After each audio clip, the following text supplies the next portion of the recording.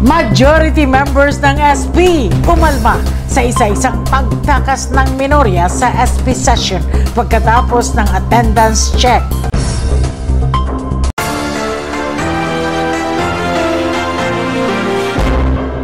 Umalma ang mayorya sa sangguniang panlalawigan ng Camarines Norte sa ginagawa ng mga bukal na miyembro ng minorya kapag may sesyon ang sangguniang panlalawigan. Ito'y makaraang naging kapansin-pansin na ang isa-isang pag-alis ng mga minority board members kapag tapos na ang attendance check o habang nagsasagawa ng deliberasyon sa mga resolusyon at ordinansang nirerepaso ng SP. Ayon kay Board Member Luca De Lima, sinesweldohan sila ng pamahalaan sa kanilang pakikibahagi sa sesyon at hindi lamang sa pagbisita sa mga barangay bilang bukal. Obligasyon rin anya nilang mga board members ang dumalo at makibahagi sa sesyon. Tandaan po natin, ang trabaho po natin maliban sa pupunta po tayo sa mga barangay regarding our committee at saka yung pa natin mga function. At lalo tigit sa lahat, ang pinakamahalaga po sa lahat at ang binabayaran sa atin ng gobyerno, tandaan ninyo, ay ang ating session. At kinakount ng gobyerno kung ilan ang session mo, kaya yan ang sweldo mo. Nais malaman ng mayorya kung may paglabag na ginagawa ang mga miyembro ng minorya, kung kaya't inatasan ng mga ito ang Committee on Rules na pag-aralan at alamin kung ano ang dapat gawin sa mga umaalis na bukal. I-research po natin, titingnan po natin kung meron pong paglabag o hindi naman paglabag.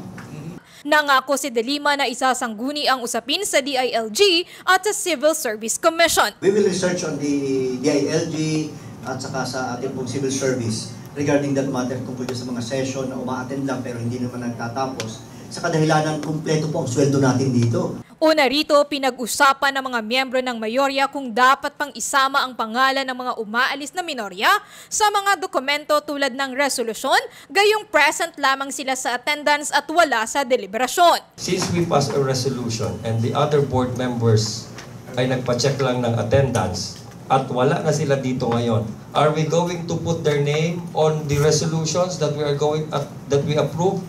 Of course not. Mr. Chair. Giit ni De Lima, dapat alam ng mga bukal na nakapirma sa resolusyon kung tungkol saan ito, kung kaya't dapat nakikibahagi sila sa deliberasyon. Kapag ang isang resolusyon ay hindi mo alam at hindi mo naiintindihan mga bagay na ito, maaaring hindi ka po dapat nakapaloob sa kung anong dokumento.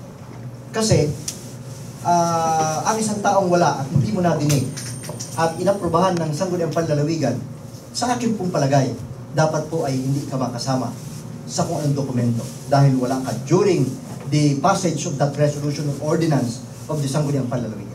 Hindi rin anya dapat kasama ang pangalan ng bukal na nag-object habang nasa deliberasyon ang resolusyon sa plenaryo, bagay na sinusugan ni Vice Governor Joseph Escucha na sinabing kasama lamang dapat ang pangalan as present, ngunit noted na siya ay nag-object at hindi may akda ng kaukulang panukalang batas. Kasama pa rin natin siya kung present siya ng ano na yun. Pero note natin na nag-object siya doon sa resolution.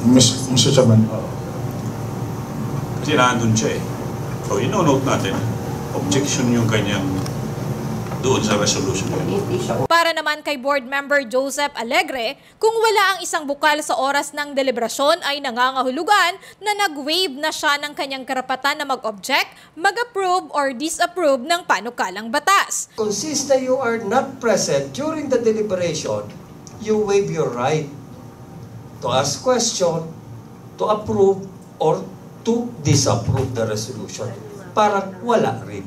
Deliberation, nag-approval, wala ka, hindi ka naman kasama sa approval. Kasama ka lang sa attendance. Pero during the deliberation, wala ka, hindi ka makakapag-deliberate because you already waive your right. Matapos atasan ng Committee on Rules na pag-aralan ng usapin, tuluyan nang nag-adjourn ang sesyon na tanging ang mga miyembro na lamang ng mayorya ang present. Sina board members Artemio Sendon at Atoy Moreno ay kapwa dumalo sa nasabing sesyon sa pamamagitan ng Zoom, habang ang isa-isang umalis pagkatapos ng checking of attendance ay sina board members Muriel Pandi, Jerry Cañones, Concon Panotes at Mary Joy Carranza. Para sa CNTV News, Christine Malaluan.